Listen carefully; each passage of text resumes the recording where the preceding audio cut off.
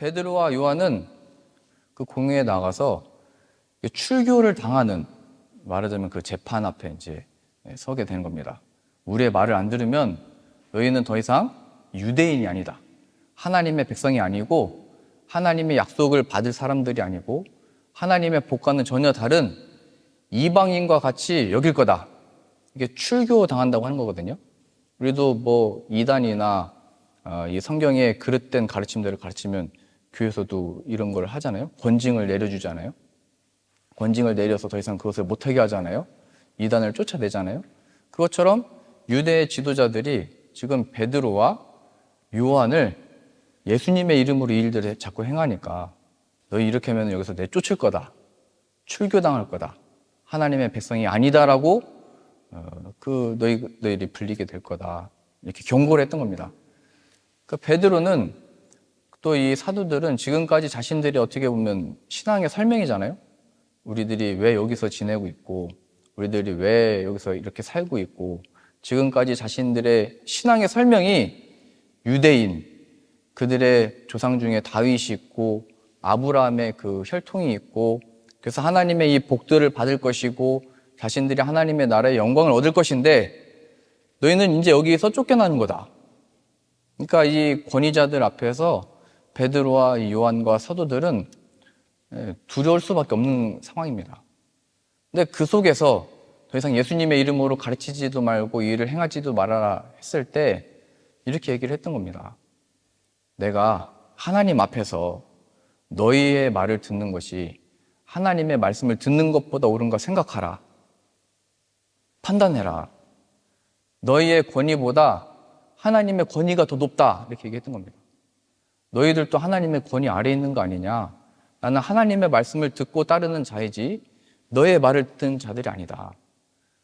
그러니까 지금까지 그 베드로와 사도들에게 있어서 유대인의 이 출교 당하면 이제 끊기게 되는 거잖아요. 근데 그것을 두려워하지 아니하고 자신이 하나님의 자녀된 것, 하나님이 자신을 부르신 것, 하나님의 권위 아래에 있다는 것을 알고 이렇게 고백했다는 겁니다. 우리 교회에서 한 50분 정도 그 마나임 옆에 보면 보름스라고 있잖아요. 거기서 루터가 이미 그 파면을 당했습니다. 네가 이 생각과 이 쓴 책의 내용들을 처리하지 않으면 널 파면하겠다. 이미 파면 받았을 때 마지막으로 보름스에서 자신이 가진 주장이 무엇인지를 또 말할 기회를 얻게 됐었습니다. 그때 이 사람들 앞에서 다 말렸습니다. 너 이번에 가면은 죽임당할 거다. 너 거기 가면은 못 나올 거다. 근데 그 루터는 내가 그 마귀의 권세 아래 굴복당하지 않는다. 난 거기 가서 마귀를 깨트려야 된다 하면서 거기를 가게 됩니다. 거기 가가지고 뭐라고 이제 사람들 얘기를 하냐면 당신이 쓴 책 내용들을 철회할 거냐 이걸 또 물어봅니다. 그리고 나서 하루 동안 시간을 달라고 한 다음에 그 다음날 이렇게 얘기를 합니다. 나의 양심이 하나님의 말씀에 사로잡혀 있다. 근데 이 양심이 내가 이 한 말을 없다 할 수 없다. 이거 지금 사도 베드로가 했던 말과 똑같죠? 하나님 앞에서 너의 말을 듣는 것이 하나님의 말씀을 듣는 것보다 옳은지 판단해라. 내 이 양심은 하나님 앞에서 지금 옳은 것을 여기다 적은 것이고 전하고 있는 것이다. 오직 믿음, 오직 예수, 오직 성경, 오직 그리스도, 오직 하나님께만 영광을 돌린다. 교황이 아니고 이 카톨릭 교회가 아니고 그 전통이 아니고 내가 여기서 파면을 당했으나 나는 하나님의 백성으로서 여기 서 있고 복음을 전하는 자로 여기 서 있다. 오직 예수 그리스도를 믿는 믿음 안에서 난 나간다. 내 양심이 하나님의 말씀에 지금 사로잡혔다. 이렇게 루터가 고백을 했던 겁니다. 그래서 이 양심이라는 얘기 우리가 많이 하잖아요. 양심. 이 양심이 뭐냐면 하나님이 주신 하나의 이 살아있는 하나님을 보게 된 눈입니다. 하나님을 보게 되는 눈. 베드로도 하나님 앞에서 무엇이 옳으냐. 하나님이 이 앞에 계시다는 것은 하나님 우리를 보고 계신다는 거죠. 하나님이 보시기에 옳은 그 기준이 뭐냐.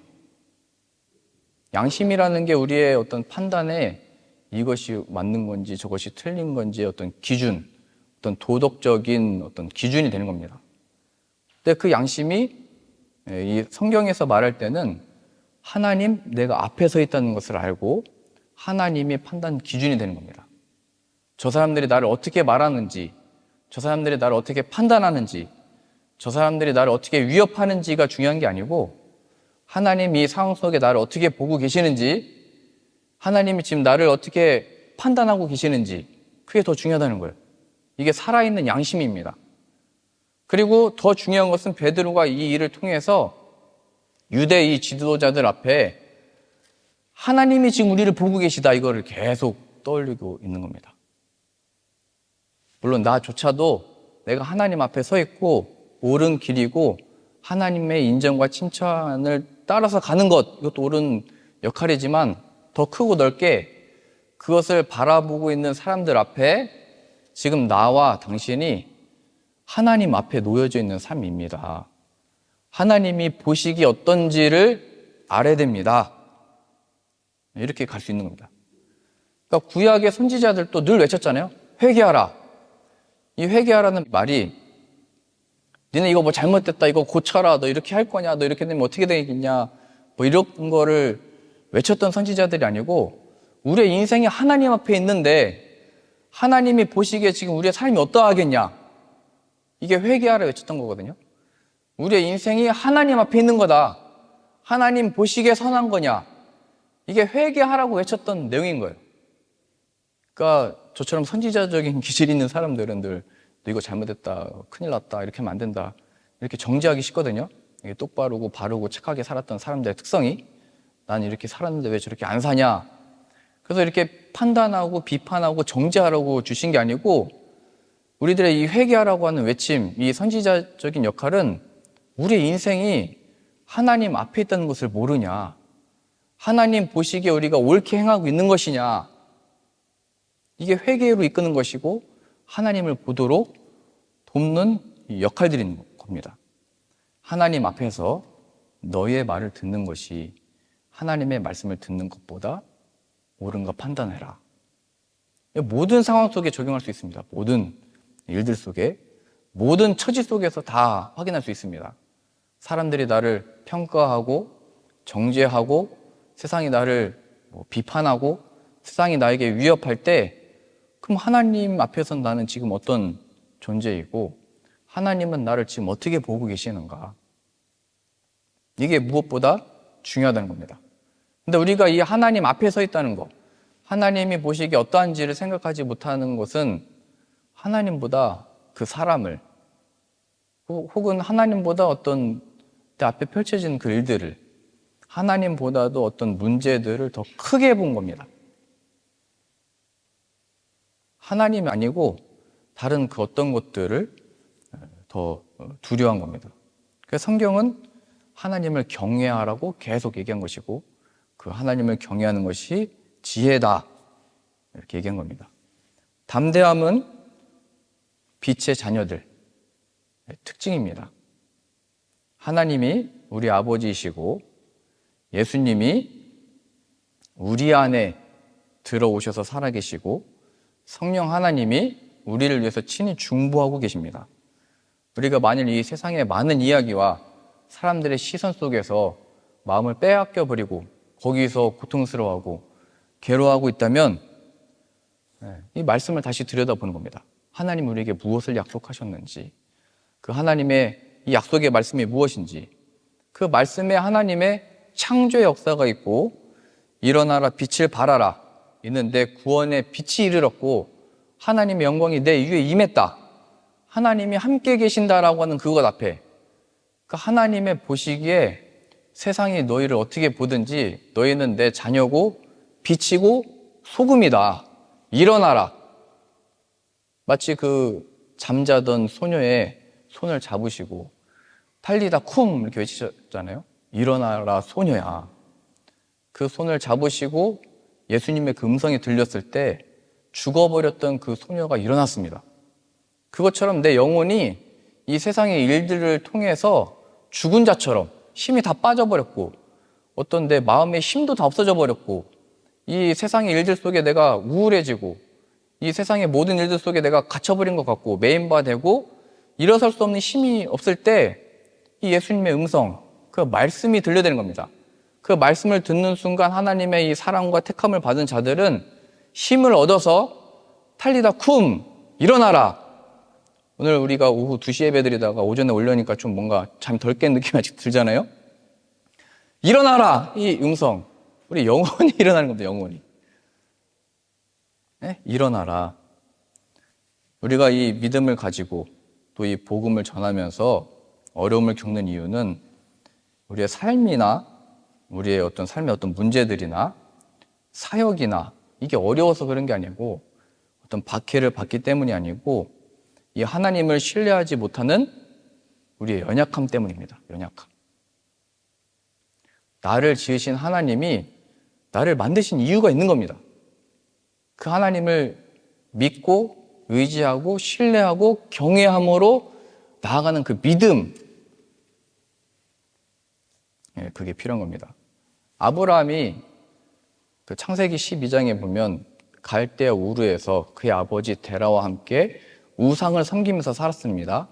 그 땅이 메소포타미아 문명으로 인해서 풍족하고 잘 살고 그 강이 풍요로울 때 모든 것을 누렸습니다. 근데 풍요한 곳은 항상 그걸 빼앗으러 오는 사람들이 있는 겁니다. 항상 그렇거든요.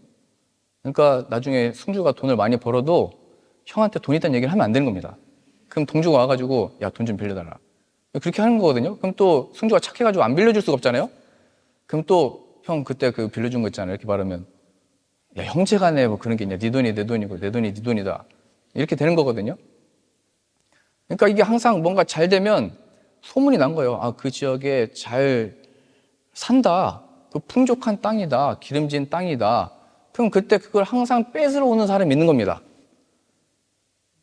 이게 모든 드라마나 영화의 그 내용이잖아요. 그 호빗에 나오는 거기에서도 그 성의 금을 다 모아서 세금을 걷어들이니까 그거를 빼앗으러 드래곤이 오잖아요. 그게 그 내용이거든요. 신앙적인 굉장히 내용이에요. 우리가 금을 내가 모아두면 행복할 것 같고 영광을 누리고 영원토록 우리가 대대손손 왕위를 이어갈 것 같지만 사람이 뺏을 수 없는 것 같으나 드래곤이 들어온다. 마귀가 들어와서 우리의 심령을 다 썩게 만들고 내가 모아둔 것도 내가 쓸 수도 없고 그런 가르침들이 그런 영화 속에 다 들어있는 겁니다. 그래서 이 메소포타미아 문명에 살았던 이 번영과 이 영화를 누렸던 아브라함과 그 가족들이 할 수 있었던 거는 우리는 돈은 벌었지만 이 300명이나 넘는 사람들이 여기서 살고 지냈지만 그 가족과 이 모아둔 재물을 지킬 능력이 없다는 걸 알고 나서 우상을 만들고 우상을 섬겼던 겁니다. 왜 자꾸 쳐들어오니까요. 어떻게 의지할 바가 없었던 겁니다.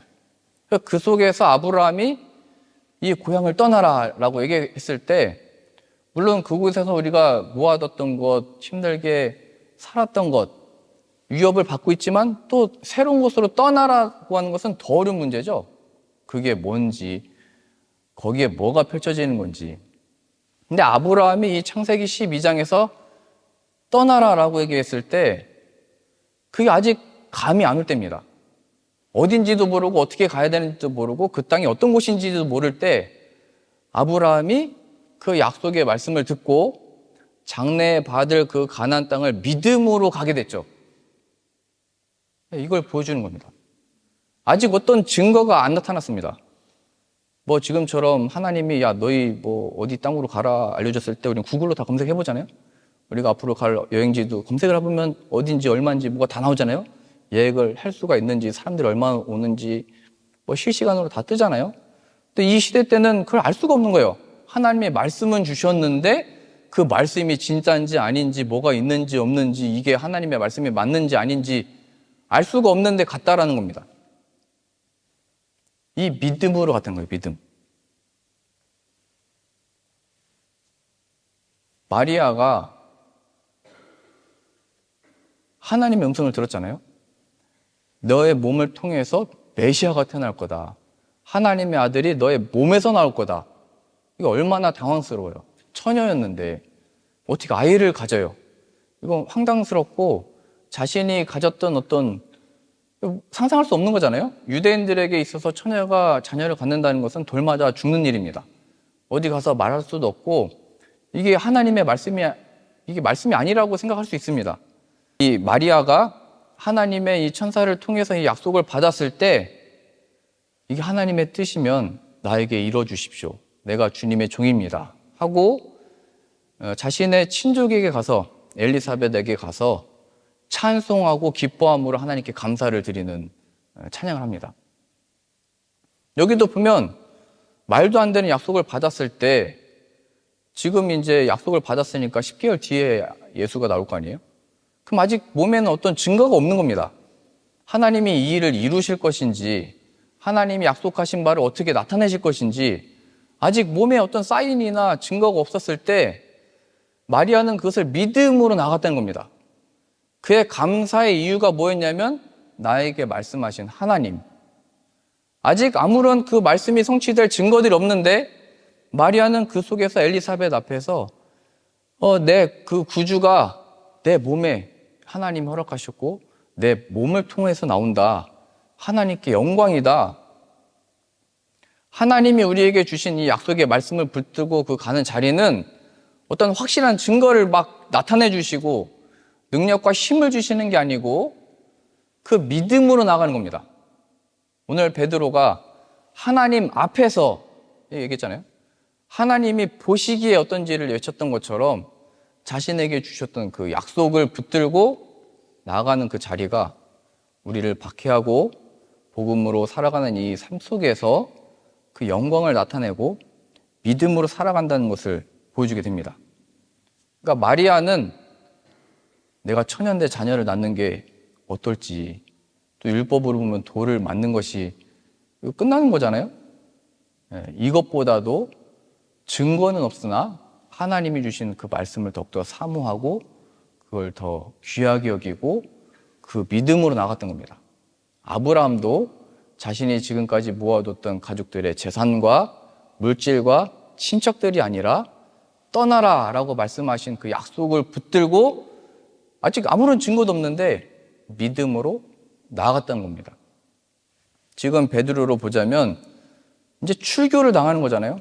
유대인이 아니다, 하나님이 약속받은 자녀가 아니다 라고 하는 그 출교를 받을 긴박한 상황 속에 하나님이 예수 그리스도 안에 주신 그 약속을 붙들고 이 얘기를 하는 겁니다. 초대교회 시대 때는 박해가 심했지만 성도들은 순결한 신앙을 지키려고 애썼고 많은 순교자들이 나오면서 유럽 땅과 온 땅에 복음이 계속해서 전파됐습니다. 아무런 증거가 없었습니다.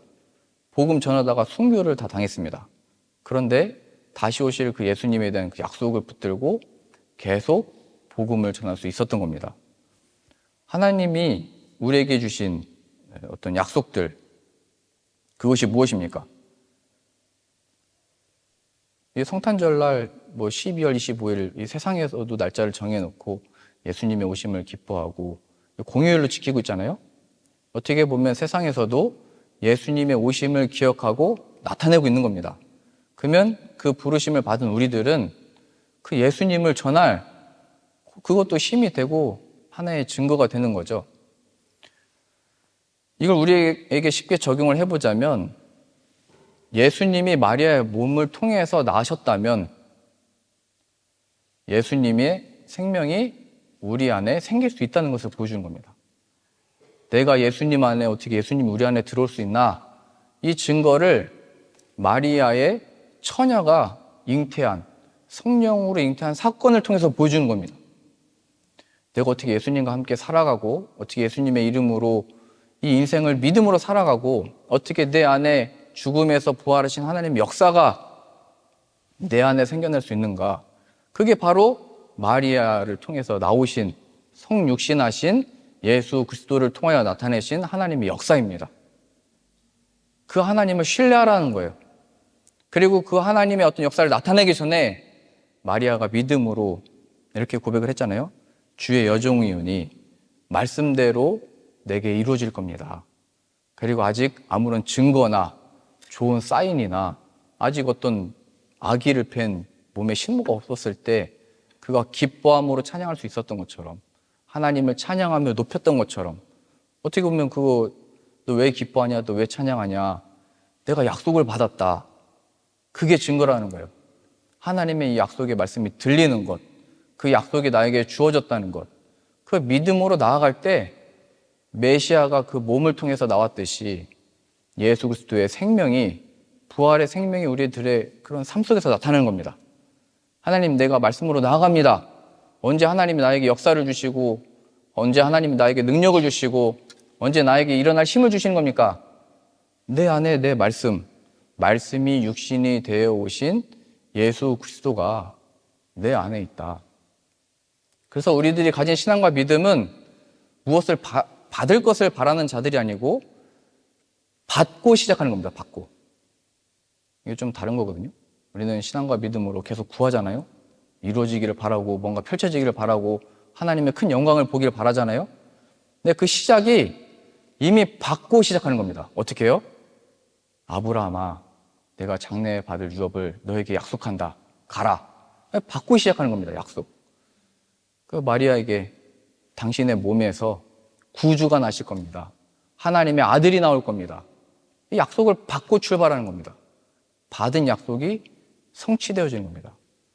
그러니 우리가 복음을 붙들고 믿음으로 살아갈 때 이게 옳은 것인지 저게 옳은 것인지 오늘 베드로가 얘기했던 것처럼 말하세요.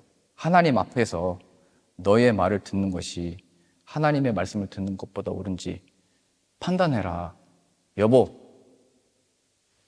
자녀들아, 아빠 얘기하면서 내가 아빠의 말을 듣는 것보다 하나님의 말을 듣는 것이 더 옳다. 이걸 좀 더 우리식으로 얘기하면 하나님이 보시기에 그것이 좋은 것입니다. 하나님의 말씀으로 세상을 창조하셨잖아요. 그리고 인간을 지으셨을 때 보기에 참 좋았다. 심히 보기에 좋았더라라고 말씀하셨습니다.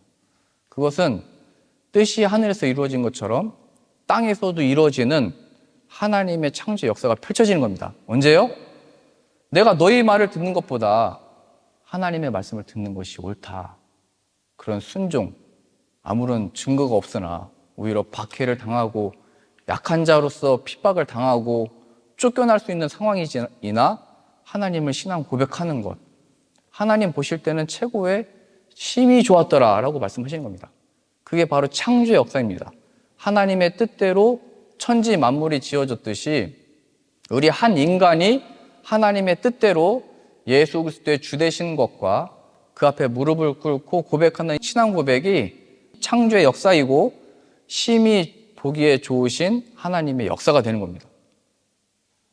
이거 굉장히 실제적인 겁니다. 지금 베드로가 이 협박하고 핍박하고 괴롭히는 사람들 앞에서 능력으로 그 사람들을 무찌르고 이겨낸 게 아니잖아요.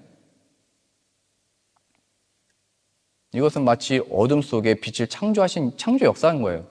세상이 더 크고 헤롯이 더 크고 로마가 더 큰데 그 속에서 주 예수를 믿으라. 내가 너희 말을 듣는 것보다 하나님의 말씀을 듣는 것이 더 옳다. 어둠 속에서 빛의 자녀들이 된 겁니다. 빛의 자녀들. 그러니 우리들이 살아가는 이 신앙과 믿음 생활 속에 우리가 바로 빛이라는 것을 기억하셔서 일어나라 빛을 발하라. 이는 내 빛이 내게 이르렀고 구원의 빛이 이르렀다는 겁니다. 하나님의 영광이 내 위에 임했다.